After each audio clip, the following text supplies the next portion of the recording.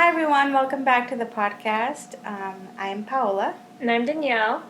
And today we're talking about the first installment of the Fear Street series, the new one on Netflix. So we'll be talking about Fear Street 1994.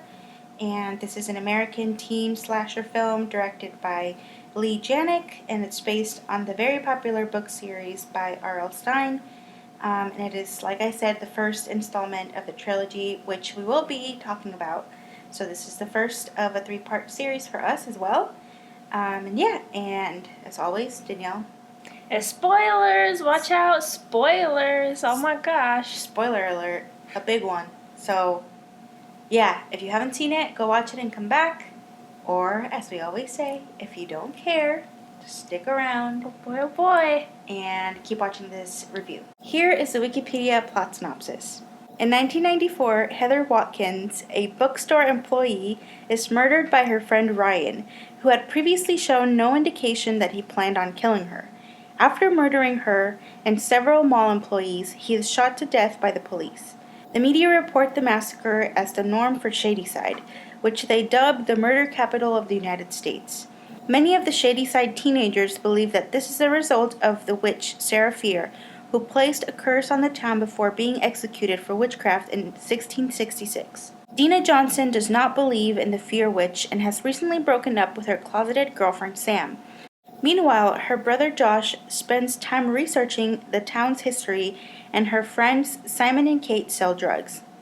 Dina and Sam meet again at the vigil in Sunnyvale for the victims of the mall killings, where a brawl between the students of Shadyside and Sunnyvale breaks out. The Shadyside students' attempt to retaliate causes a car accident that lands Sam in the hospital. However, before she is taken away, Sam sees a vision of the Fear Witch. The following night, Dina and her friends begin to be stalked by whom they initially believed to be Sam's boyfriend Peter and his friends. However, when Dina and her friends visit Sam, one of Shadyside's past killers murders Peter and several others in the hospital. After hearing about Sam's vision, the group realizes that the accident disturbed the grave of Sarah Fear, and that Sam bled on her bones. They also realize that the killers only want Sam, and that they cannot be stopped by reburying the body or destroying the killers. Through Josh's collection of clippings on the Shadyside killings, they discover that C. Berman, a survivor of the Camp Nightwing massacre in 1978, died but was resuscitated. They attempt to call her, but receive no answer. They organize a plan to kill and revive Sam using drugs from a supermarket pharmacy, only for Sam to vomit up the pills. The Shadyside killers attack and murder Simon and Kate, as Dina drowns a willing Sam.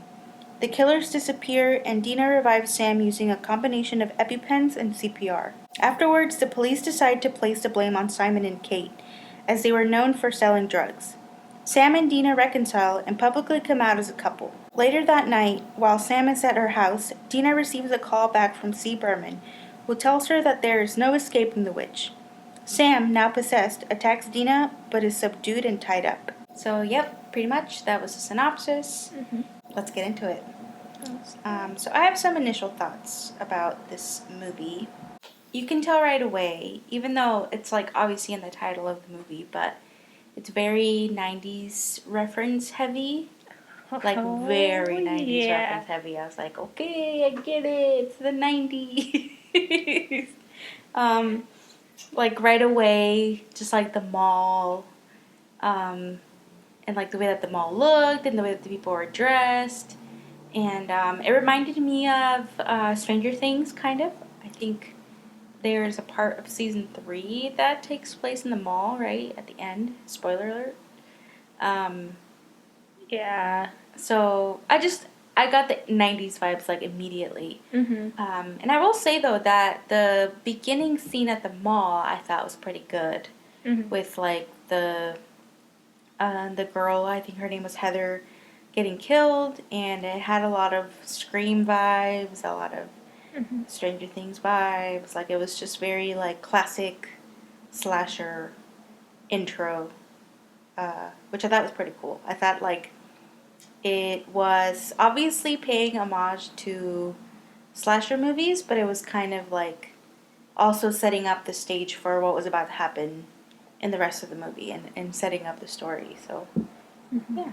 I was looking up some like Easter egg stuff because I was thinking that there was just so many like little references spilled in there, like you're saying, and since these are both produced by Netflix, they like knew that people were gonna Draw a comparison between this one and Stranger Things. Yeah. So there's actually a little Easter egg of a sticker on Dina's memory box that she had. Mm-hmm. There was something that said like, I think it said like, I didn't write it down. There was a sticker that was in the font of Stranger Things, and I think it said like Wild Ones or something like that. Interesting. Yeah. Cool. And these, you mentioned the Scream thing too, and I think they tried to make the her pulling off the mask, which happens in Scream also, and like her being like chased and like oh. Mm-hmm. So they tried to make the whole sequence was very very Scream. So I can totally see the inspiration there. And also, another point of comparison to Stranger Things is just the fact that Maya Hawke is in it too, and she's also in Stranger Things. So. Oh, she's in the part 2, I think. Who? Maya Hawke? Wait, who's... Maya Hawke is Heather. Oh, okay. There's a person in part 2 who's also in Stranger Things. I don't know who.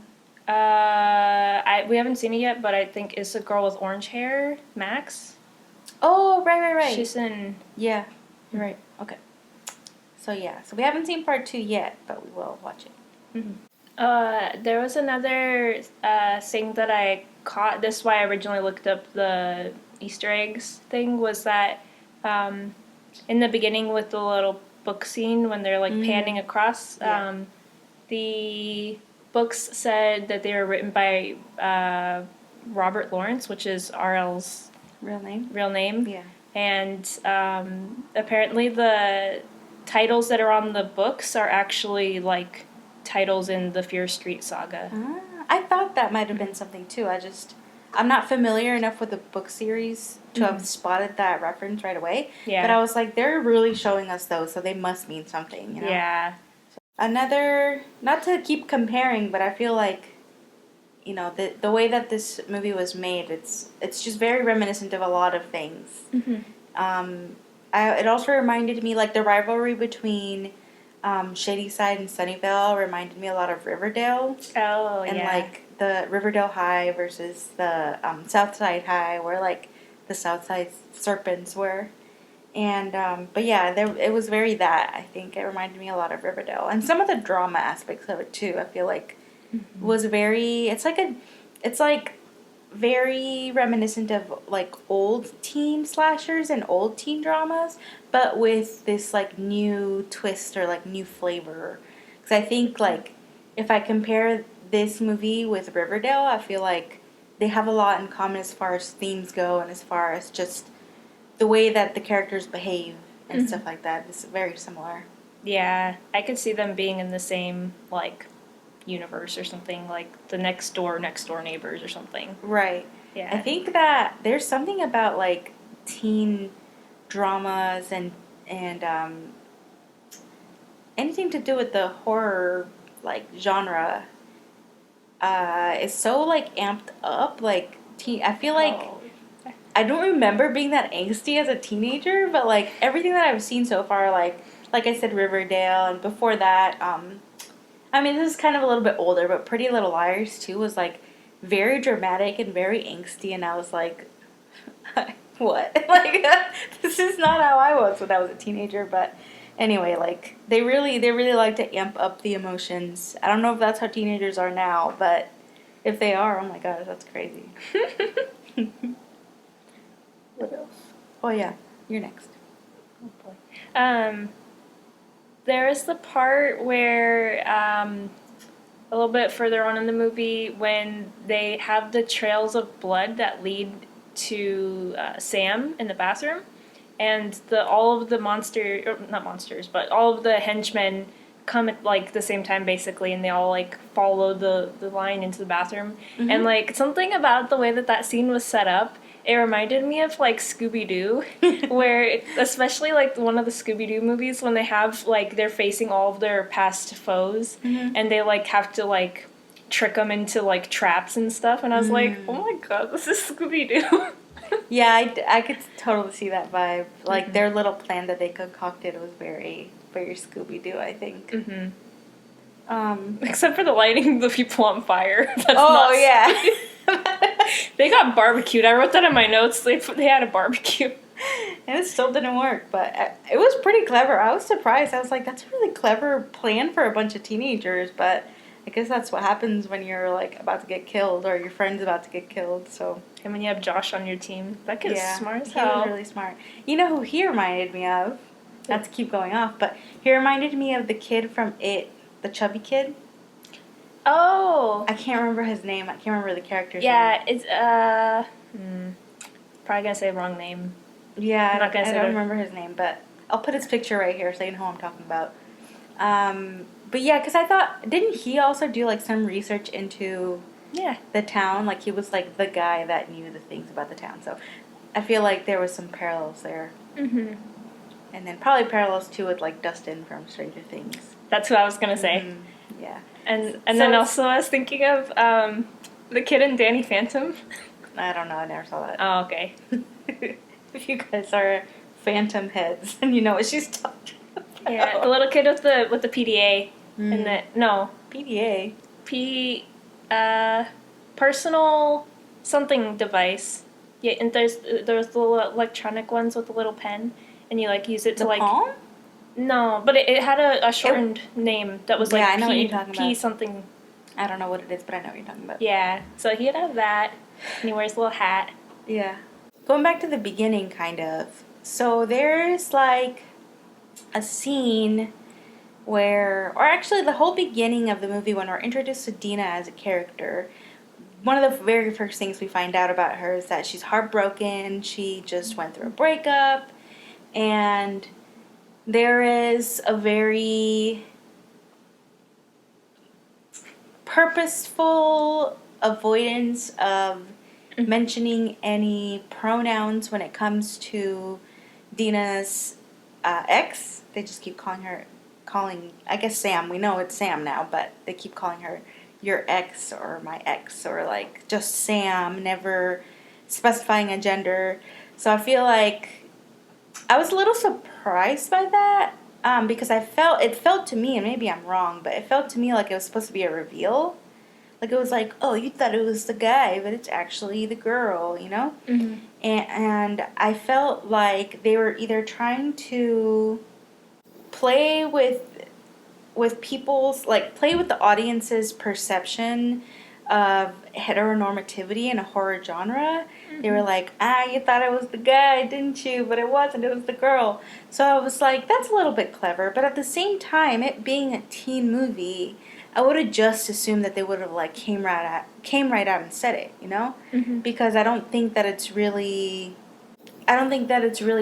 worth a reveal, if that makes sense. Not that it was, like, a big plot point. And actually, one of the things that I did like about this movie that I'll talk more about later is the fact that, you know, at the center of the story are two LGBTQ plus characters, and they're, you know, them being queer or them being lesbian isn't so much, it's part of the story and it's part of the love story, but it's not used in a way to other them at all, which I really liked.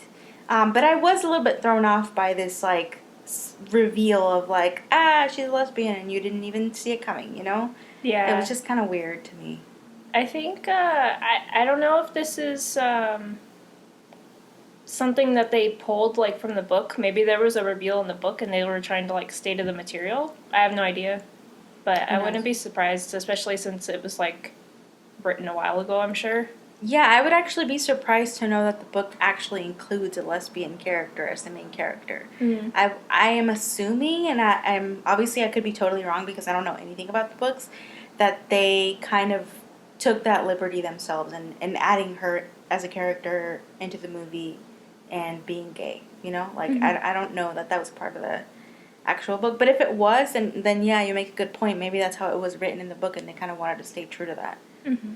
So that was one of my first things that I was like, You know what, too? I was mad at myself because they got me. Really? Because I saw the trailer. And I knew that I saw I think Dina's supposed to be the main character. Get me. Yeah. Yeah, so I saw her laying in bed with Sam, and I was like, oh, okay, yeah, they're a couple or something. But she said her ex, so I figured that she was going to date the other chick after, and that her ex was somebody else. Yeah, and the way that they did the camera work really tricked me, too, because they were like, it made it seem like they were zooming in on the guy more. Yeah.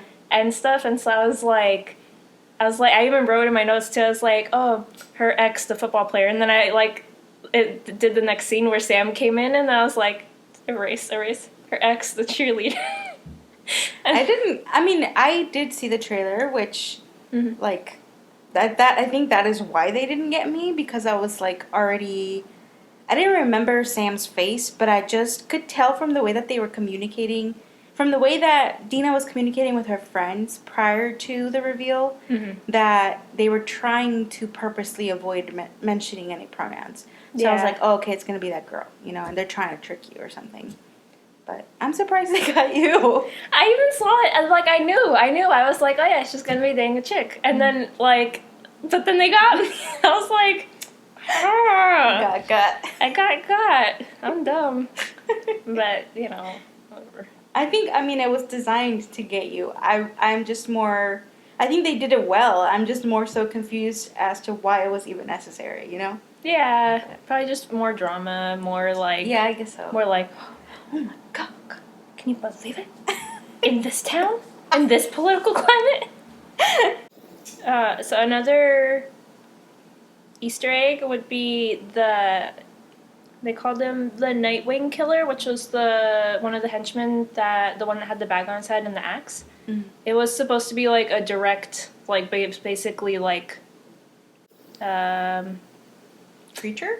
No, like, it's supposed to be like, it's basically almost an exact replica of, like, the original Jason Voorhees. Oh. Because they said that he killed a whole bunch of kids at a camp. And then I think it said in the first movie is the one where he's wearing a bag on his head before he gets the hockey mask. Yes. And he's, like, going with the axe. Oh, that's right. So I haven't seen that movie. I don't know if I've seen the first one. I've seen one of the other ones, but I saw that and I was like, oh, okay. I was thinking that it was supposed to be something like that when they said that he killed a bunch of kids at a camp, but even more so that they, like, ripped off the way he looked, kind of. I mean, not ripped off, but, like... They were paying homage. Yeah. So, I thought that was cool. Yeah.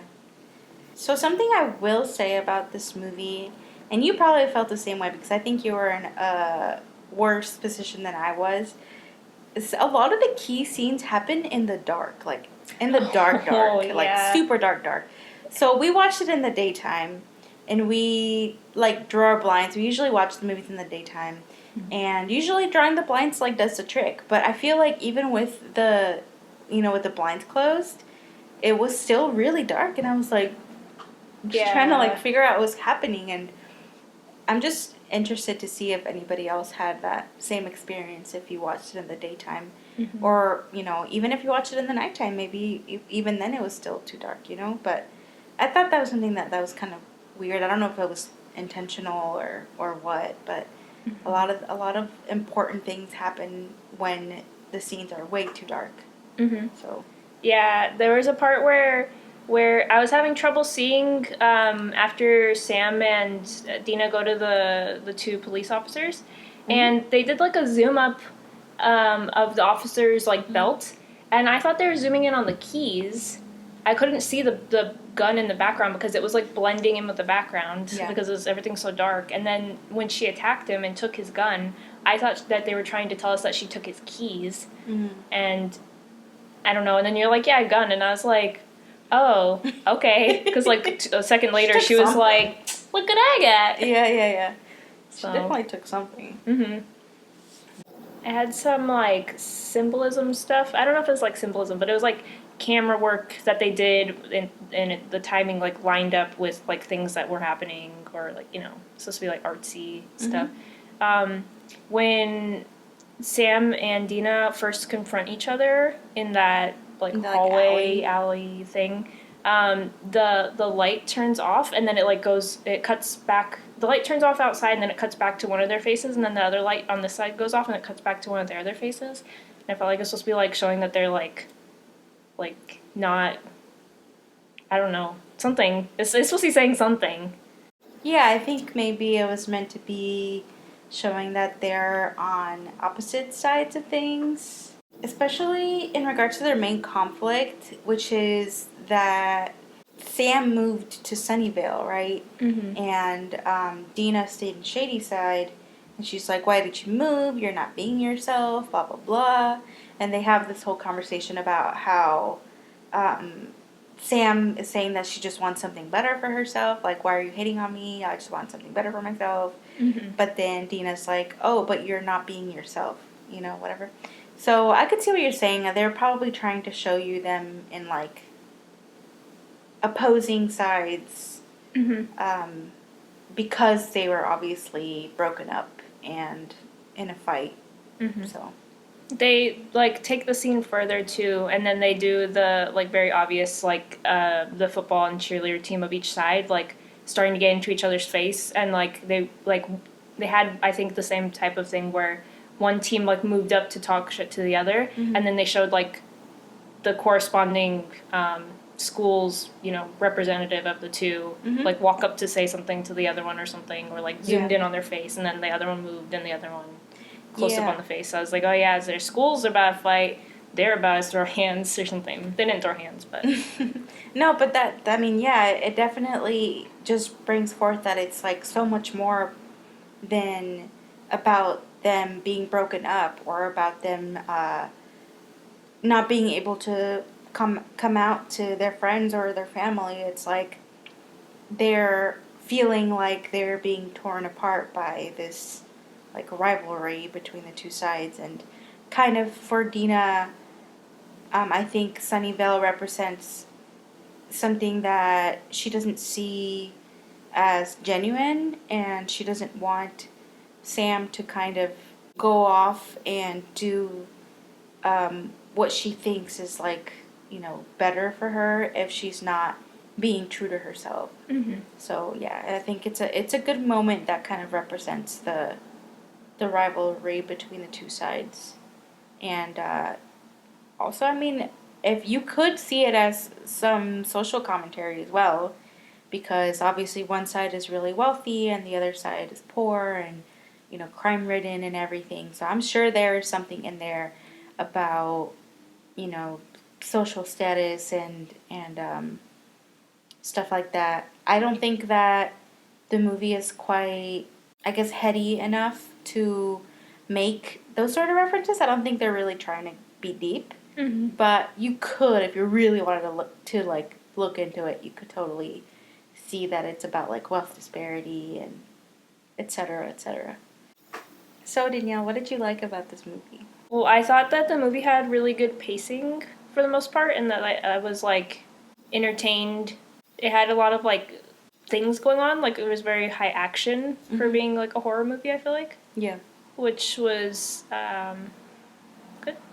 So I thought from the beginning, like, I already mentioned that I liked the scene in the beginning. That's very, like, Scream and very, classic slasher movie. I really like particularly the lighting in that scene because they primarily use the lighting from, like, the neon signs in the mall, and it's all pretty much, like, blue or, like, really bright colors. I thought the acting was really great as well. I like seeing, like, unknown faces in, like, specifically in anything teen related in horror movies. Because I feel like if you see somebody that you know already, especially if you see an actor that you know is not a teenager and you're like, you're playing a teenager right now, it really tends to take me out. Mm-hmm. So even if, like, I don't necessarily know that these actors are actually teenagers, but just the fact that I don't really know much about them is already good enough for me, and I can kind of suspend disbelief and buy into the fact that these are a bunch of teenagers in high school. Mm-hmm. But I also just, like, I thought they were good actors aside from that. The guy who plays Simon, who's the friend, Oh, yeah. we've seen in Woman in the Window, which we talked about a few episodes ago. You should go watch that if you haven't seen it yet.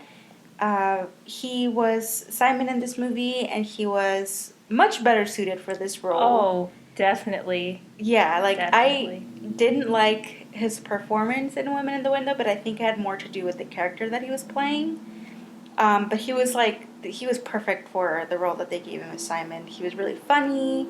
He really brought, like, the comic relief to the movie. And yeah, I thought he was pretty, like, a really good actor and a standout in the movie. I feel like I cared about his character, which is another point that I had, that I thought that the characters, like, building bonds with each other, and, like, they made me care about the characters. And, like, at the end, when the two die, Kate and Simon, I was actually like, come on, guys, don't die. Yeah, I was So- surprised. I was like, wow. First of all, I was surprised by, like, well, I won't get to it yet, but the goriness of it all.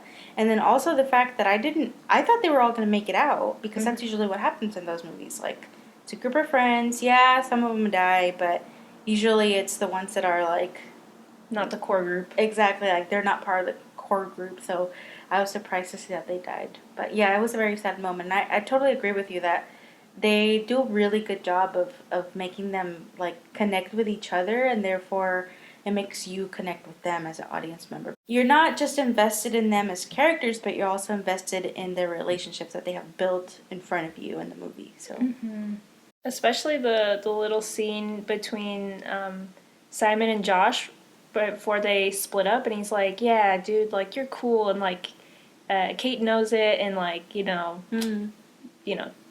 you guys not stand up for yourself, but you gotta, put more stock in yourself, and, like, value yourself more, and, like, you can do this. yeah, And I was like, they're friends! they are friends. Yeah, that was cool. So. I thought that all of the, like, chase scenes were filmed really well. Like, they had really good angles, and, like, I don't know, just the way that they filmed it made me feel like they were chasing me. Yeah, like you're in the middle of the action. Yeah. And that, I think specifically to it, what helped that was the acting of the henchmen. Specifically the axe guy. The axe guy? If I saw that shit, I'm having a heart attack. I'm dead already, because that was scary. That was pretty scary. Like, the way that, I don't know, he's just, like, really, like, aggressive and crazy, and, like, you can't see their face, so, like, there's not even any, like, facial expressions to rely on, so it's just, like, all body motion, which I feel like is even harder to convey. Yeah. But he did a really good job, and I was like, oh, fuck, I'm out of here, dude. Run! That's true. Yeah, he was good. He was a good one. Or even though I thought the way that they introduced, like, the LGBTQ characters, or, the fact that they were lesbian, was a little questionable, the way that they introduced it. But overall, I do like the fact that they're at the center of the story, and how normalized it was in regards to the story, It wasn't ever... Obviously, they talk about their fear of coming out, especially to their parents. But, or at least not to Dina's, but Sam to her mom, But other than that, it's not ever really used as, like, a way to other them, They're just teenagers, which is, like, the way that I think a lot more movies should handle the topic, It's not, it shouldn't be such a... I know that there are certain stories about LGBTQ people and their struggles that require bringing up more negative aspects of it, and kind of pointing out the struggle, because it's a real struggle. But I also think that there's something to be said about being able to normalize it in certain storylines where it shouldn't be as much of a factor, if that makes sense. I hope I'm making sense. I'm not trying to speak on behalf of anyone, because I'm not part of the community, but I am an ally. So, but I just really like the way that they handled it, I will say. I also really liked the opening credits scene. Not scene, the opening credits where they're, like, showing all of the old newspaper articles, and, like, showing old, like, footage and stuff like that. I thought it was really well planned, I guess. Not planned, but, like, the way that it's, like, sequenced is really good. and they put it there long enough for you to get like the basic like headlines, but not enough for you to like look into it more. But that's okay because like they explain it more later, but it just kind of gives you some like background / setup information like as you're going into the film. Yeah, it kind of played like the intro of a show, which makes sense because it's a series. So I already mentioned this briefly, but the gory parts are pretty intense. I usually don't like to watch super gory stuff, but sometimes it's like so obvious that it's fake that it's cool to watch. So like as soon as I saw the whole what was it, a meat grinder or I think some deli sort of slicer something or, like that. Yeah. yeah, there's a scene, that scene with the deli slicer really got me. At first I was like, oh my god, this is gonna be disgusting, and I was like, that's kind of cool. Right? Yeah. It was cool. I was like, oh my god, I did not expect that, like, yeah, for it to be that crazy for like, you know, a teen movie, you know. But it is like a step above, like, you know, the Goosebumps, you know, movies, which aren't scary at all. yeah. So I was like, damn, they really went there. But it was pretty well executed, and I thought it was really neat.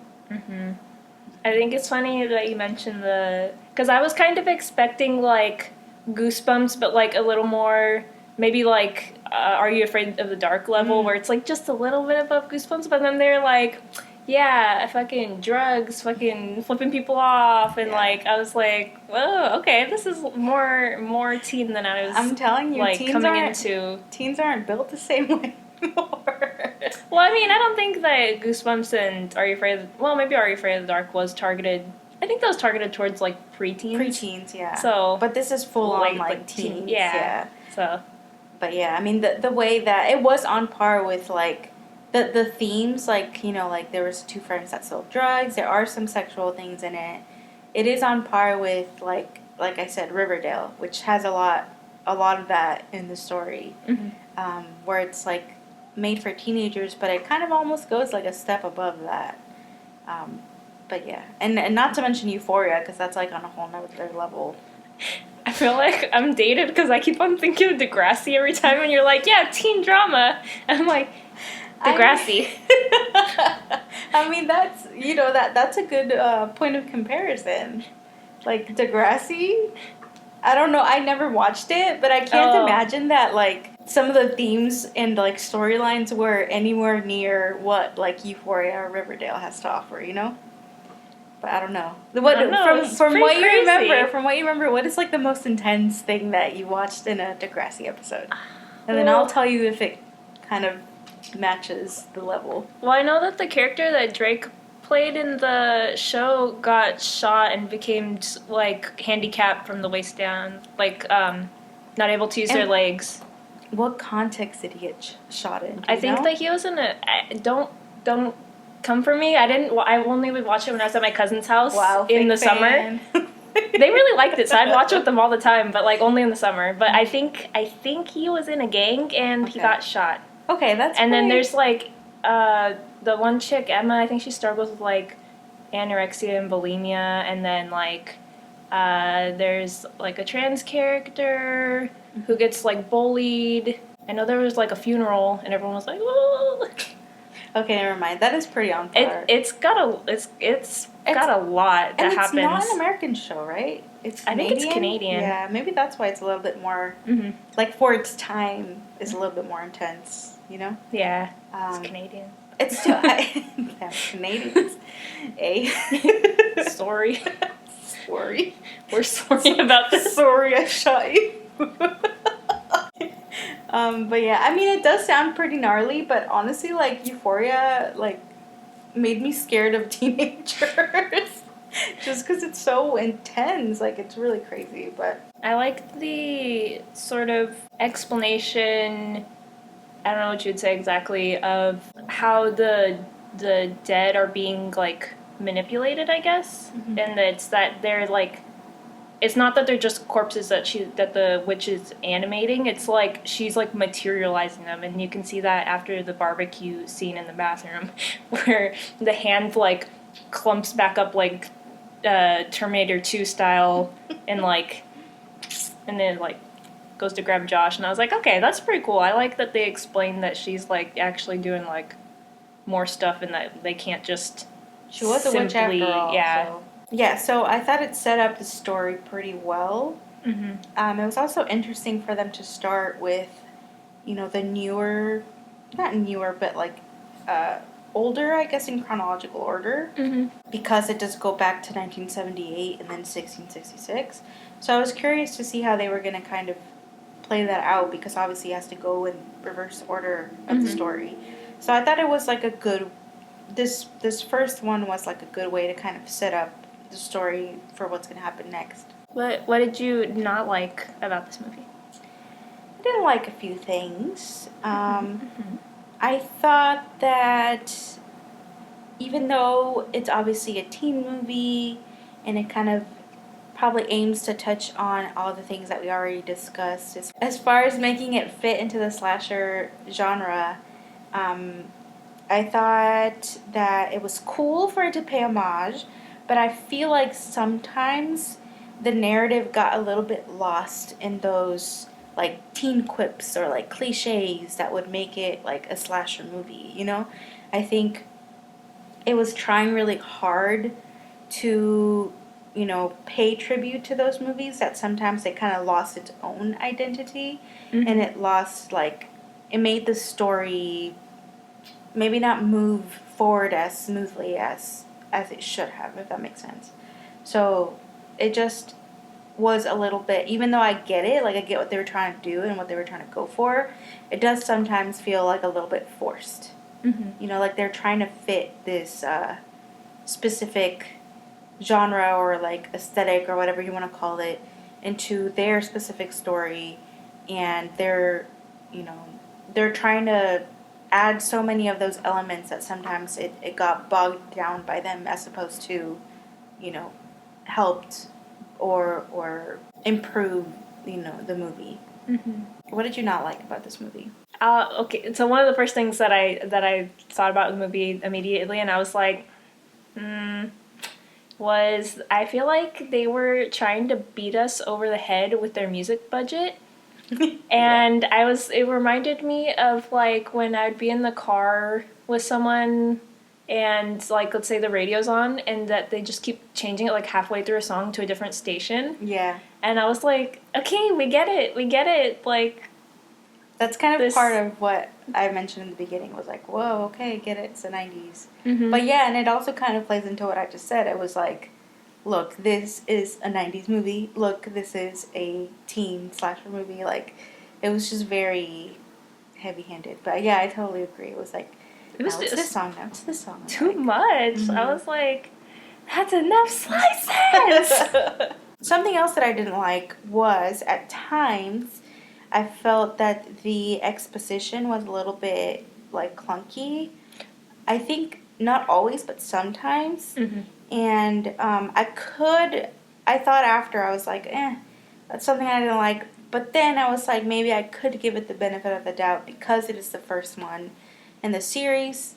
It kind of is burdened with kind of establishing the story and building up what is going to happen in the next two. So I was like, maybe that's part of it, but could it have been done better? Probably. So that's one of the things that stood out to me as something that I didn't really like, but also something that I'm somewhat willing to forgive. I think that the dialogue was kind of weird sometimes. I think it might be because they were having to do a lot of exposition, like you said, but also, like, I don't know, just some of the, like, interpersonal conversations that they were having. It would be like, I don't know, maybe they're trying to be like, this is how people talked in the 90s or something. But, like, I don't know, just like the basic, I don't know what you would call it, etiquette or something. It seemed kind of off sometimes. And I was like, this is weird. So this is the last thing I didn't like. And I kind of already touched on it, but I will say it again. I think that even though it was trying to go for a specific genre, and trying to follow in the footsteps of, or reference other horror movies that are very popular, slasher movies, I do wish that they would have broken away from that a little bit and, like, broken the mold a little bit, because a lot of the times, like, it did feel like it was following a certain formula, like it was very formulaic.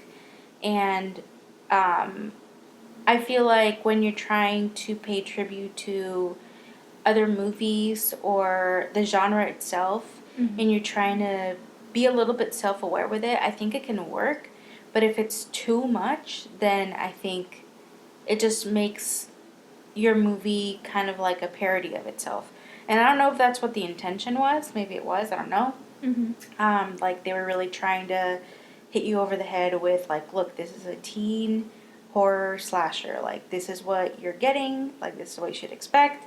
But at the same time, I don't think there's anything wrong with asking for a little creativity when kind of paying tribute or following a certain formula. I feel like there's so much that you can do nowadays. This is a modern movie, so even though it's set in the 90s, it's a modern movie, so they have all sorts of resources and just different ways in which they could have made it just a little bit more interesting. So I have two more things. One is a directing choice.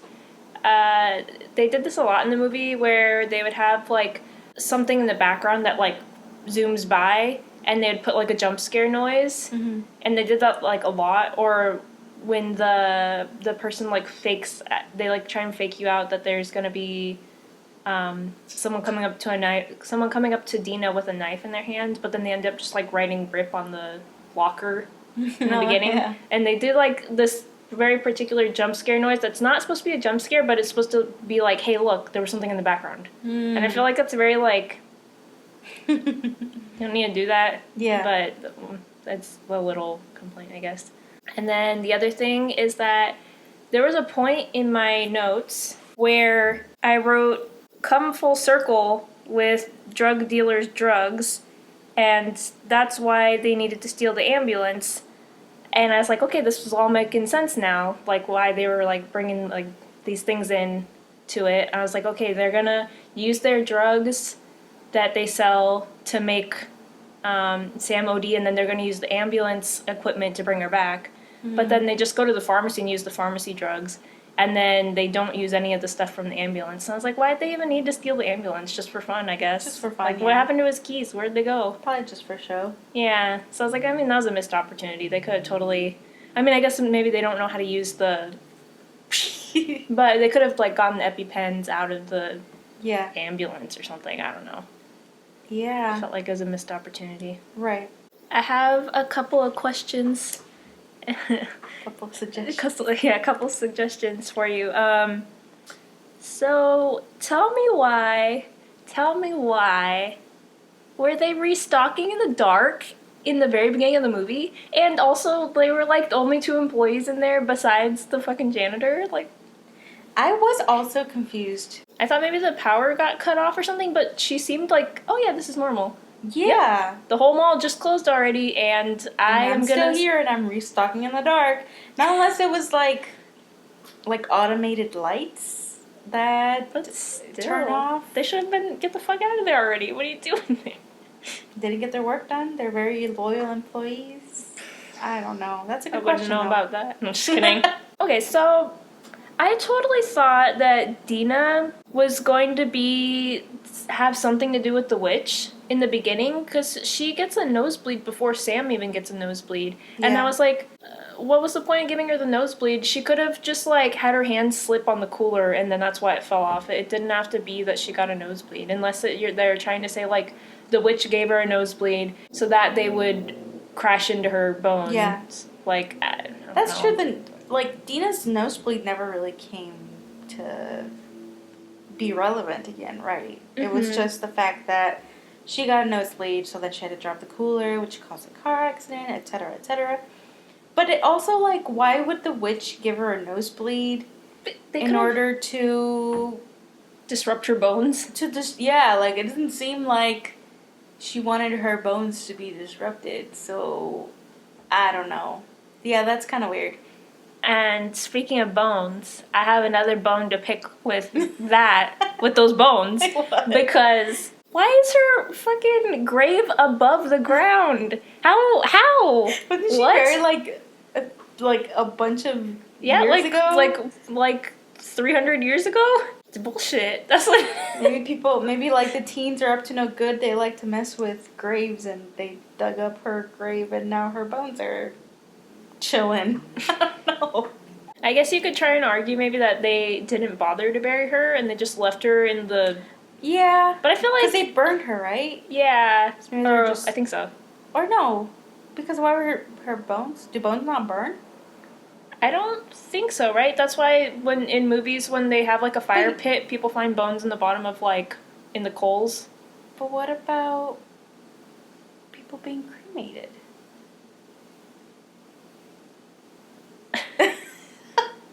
Comment down in the section below if you work in a crematorium. No, I'm gonna guess. Do bones burn?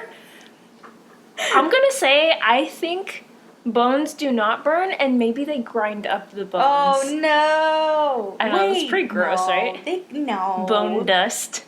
Ew. I don't really know what I'm talking about. I'm pulling this out of my ass, but I really hope that's not the case. I don't know. I think you just scarred me for life. Because I've seen in other movies when they're like, yeah, and then they burned someone in the the fire of their house. They chopped them into pieces and threw them in the fire, and they burned them. And then they're like, yeah, and we dug around in the ashes and we found finger bones, and we found, femur. Who are you talking to? Huh?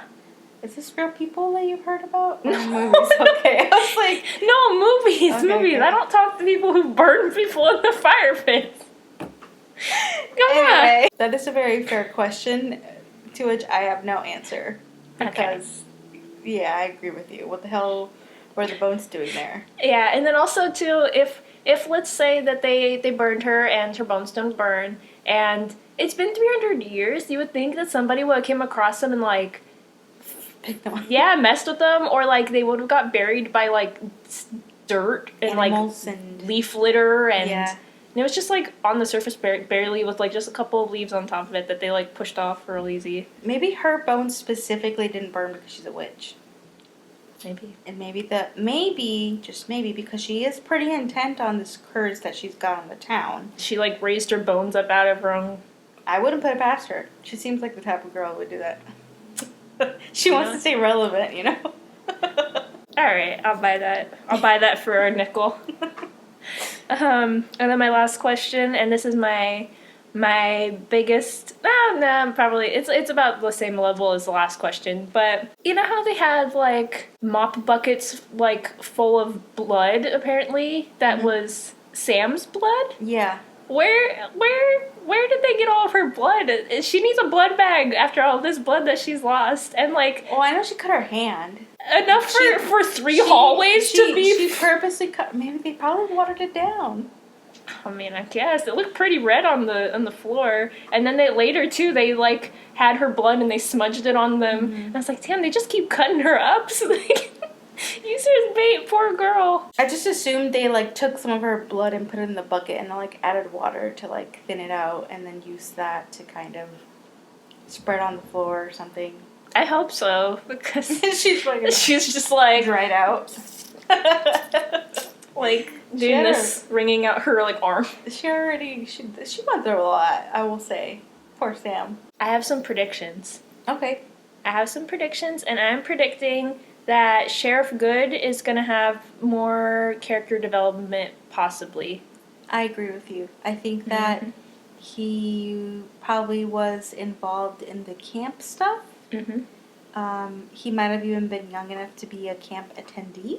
Mm-hmm. Or maybe like a counselor or whatever they call him. Mm-hmm. Yeah, probably because he seemed like somewhat important, but not specifically in this story. Like, he was there, I honestly couldn't decipher whether or not he was good or bad, which maybe we will find out more about. But yeah, I agree with you. He's probably going to be more relevant than in the coming, like, the second part. Mm-hmm. I think he was supposed to be playing a role of, like, typical movies, like, the things happen to the kids and the adult doesn't believe them. Mm-hmm. But then later, I think it was him who drops a note into someone's door that says it's happening again. And then when he interviews them later, he's like, yeah, hey, I'm sorry I didn't listen to you before. You guys were right. There's some stuff going on. And she's like, well, it's too late. Yeah. Just blame it on my friends, I guess. And then secondly, I think that the janitor's going to show up again. The janitor from the mall in the beginning, because at the end, he gets the paperclip from Josh, and then he gives him a business card. And I think he's going to ask the janitor guy for help with something. Yeah, I can see that. Because otherwise, I happening. don't see why they bothered showing us the business card thing. My final thoughts are that I think the series itself seems to have a lot of potential. So even though I don't think this was like amazing on its own, I think that, you know, I'm looking forward to seeing how it fits into the series, and I feel like I have a feeling that I'll like the series more as a whole rather than the parts like specifically broken down. So that's just kind of like the gut feeling that I have so far, because obviously we haven't seen the other two parts, but it just seems that way, which makes sense because like it's meant to be one whole story, you know? So Yeah. this was just the first part. I'm excited to see the second part because I feel like we're going to get to see a lot more of the Nightwing killer, aka Jason Voorhees homage. So I feel like he's going to have his own like thing, and I'm going to like to see him being crazy again. Yeah. So Danielle, what did you rate this movie? So I gave this movie a 7.8 out of 10 infinite blood supplies. What did you rate this movie? So I also rated it 7.8 out of 10 deli meat slicers to the head. That's a mouthful. But yeah. So that's going to be it for today's episode. We hope you guys enjoyed it. Let us know what you thought in the comments below if you've seen this movie, what you thought, if you enjoyed it as well. If you like our podcast, make sure you give this video a thumbs up and make sure to subscribe to our YouTube channel. If you have any comments, questions, or movie suggestions, you can email us at danielleandpaola@gmail.com. You can also give us a follow on social media. So we have Instagram. Our handle for that is hysterrifiedpodcast. And then we also have a Twitter. And our handle for that is going to be hysterrifiedpod. So you can go ahead and interact with us on there or with other people and, you know, just have fun in the comments and all that. And then also, if you're using the Apple Podcast app, go ahead and leave us a review and a rating. That'd be awesome. Thank you. And we'll see you guys next time. Bye!